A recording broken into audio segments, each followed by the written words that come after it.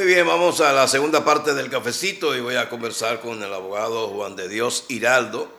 Tiene maestría en Derechos y Relaciones Internacionales y además es especialista en Derecho Penal. A propósito del Derecho Penal, Hiraldo, ayer leí la información de que los fiscales están diciendo que le están poniendo en libertad a los acusados.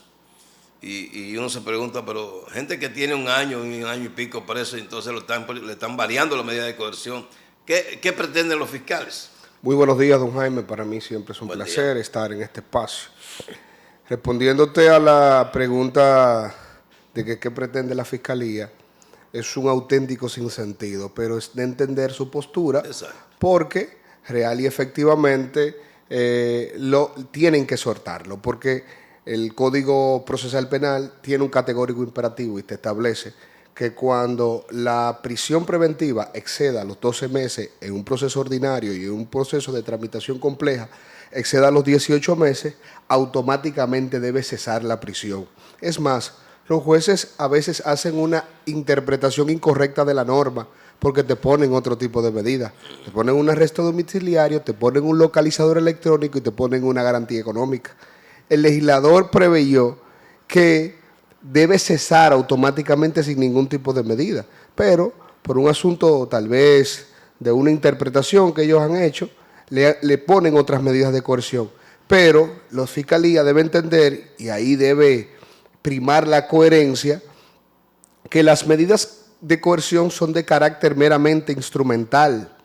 Están para garantizar que el imputado se presenta a todos los actos del proceso, están para garantizar que no haya destrucción de elementos probatorios y no va a haber destrucción de elementos probatorios porque ya la acusación se presentó. Entonces es un auténtico sinsentido mantener a una persona privada de libertad cuando existe un límite razonable de la prisión preventiva y hay un derecho fundamental que es el derecho a la presunción de inocencia.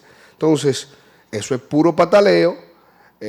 Quieren llevar los procesos, mediatizarlo, que la gleba opine y se haga un bulto cuando la norma te ordena que la prisión preventiva debe cesar y que debe ser de carácter excepcional y República Dominicana por lo regular es la regla.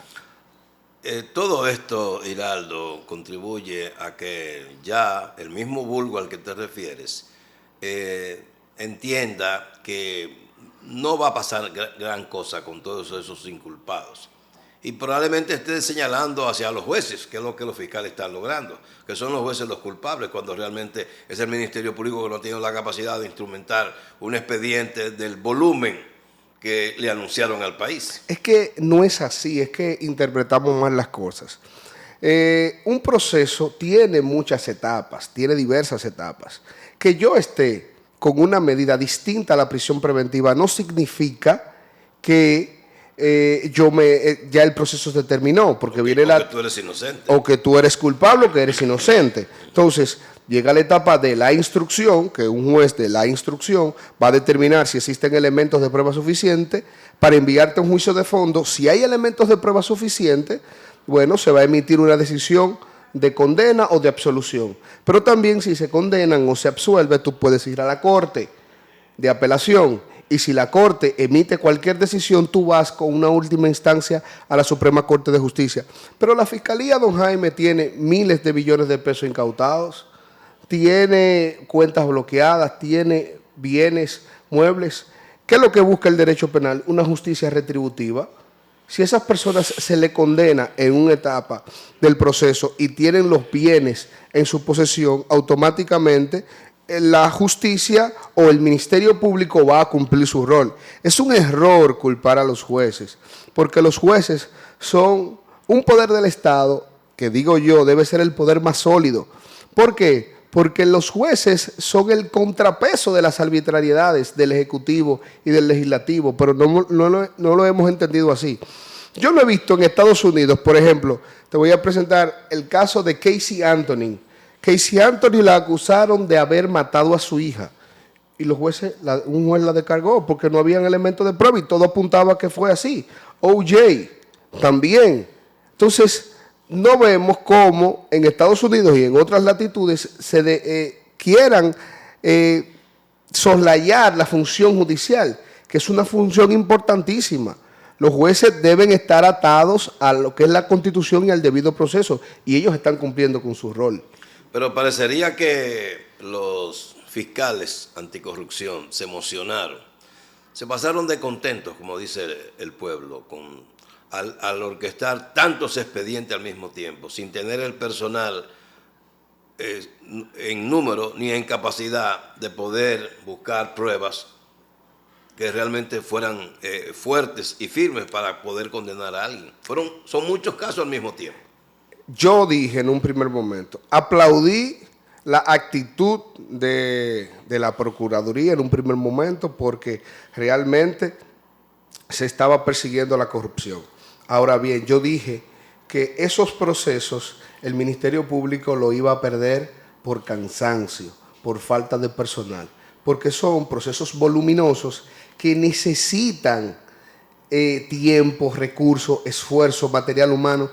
La Procuraduría, para armar ese equipo, sacó de las principales procuradurías muchísimos fiscales que dan como resultado que el crimen común esté por sus fueros, porque falta personal en la fiscalía. Entonces, al no tener lo suficiente personal ni para perseguir el crimen ordinario y esos crímenes de corrupción que son tan voluminosos, también se pierde el sentido. Yo soy de criterio que se debe perseguir la corrupción y aplaudimos eso, pero también se debe buscar los mecanismos de buscar medios alternos a la solución del conflicto.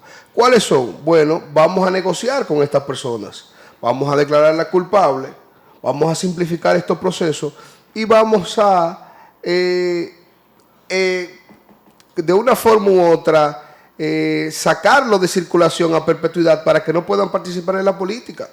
Y así ganamos todos. Y mandamos un metamensaje de una prevención general diciéndole a los políticos, mira, si tú cometes un acto de corrupción, te vamos a inhabilitar a perpetuidad, pero también te vamos a meter preso, pero también te vamos a quitar lo que tú hayas sustraído. Primero hay que probar todo eso. Obviamente, pero llega un momento que cuando tú te sientas en el barquillo de los acusados, si tú tienes una política criminal de lograr acuerdos, yo creo que muchos de esos individuos entrarían, porque no es fácil estar en las ergástulas y estar bajo un proceso judicial, don Jaime, porque muchos de ellos están arrestados domiciliariamente, pero sobre sus hombros tienen cuentas bloqueadas, bienes bloqueados y no pueden disfrutar de nada de eso. Están presos porque una persona que económicamente no tenga la dependencia económica como la tuvieron, es un asunto. No, y preso en una cárcel y preso en tu casa es lo mismo, prácticamente. La diferencia es que tú estás con un poco más de comodidad, pero es lo mismo.